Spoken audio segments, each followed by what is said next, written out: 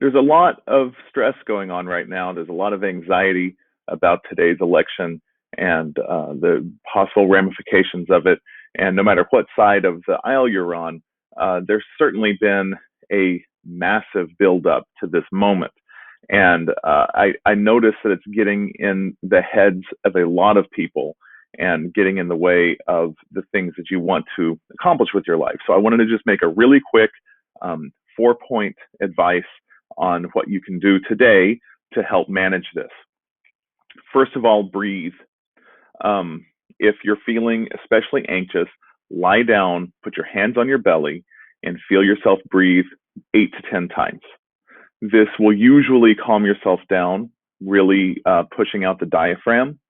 And then after that is 4-7-8 breathing. 4-7-8 is breathing in to the count of 4, holding your breath for 7 counts, and then breathing out to the count of 8. Breathing in through your nose, out through your mouth, and this will cue your body to relax. It will cue it to tone down on those added hormones that stress brings on. Exercise. Exercise is your body's way of processing stress. When you're especially stressed and especially anxious, it's a good time to move. And I know that that's easier said than done for a lot of us, especially on a day like today. But get outside, go to a park, go somewhere in nature would be ideal. If you're inside, do yoga. Any yoga video will do, and you don't even have to do it right. You just have to be doing things. And if just exhaust yourself. The more tired you can get physically, the better your body is processing all of the physiological side effects of stress and anxiety. So do jumping jacks, run in place, skip rope if you have such a thing, and it will help your body to tone down all of these uncomfortable physiological side effects of stress. Doing deep work, focusing on something else. Put your phone in the corner, plug it in, walk away from it, turn off your notifications if you can, and work deeply on something. Catching up on schoolwork, catching up on a project you've wanted to do, maybe even around the house. Learn something new, like juggling.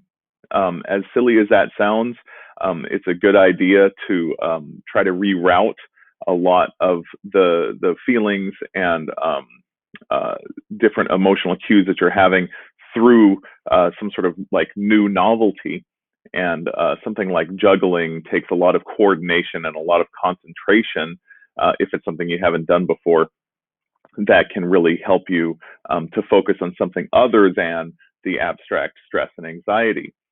Or volunteer to help somebody else. It's a little late to sign up for something, but maybe if you have a younger sibling or a child who really wants to learn how to play chess or really wants to dive into something that they want to do, help out a little bit.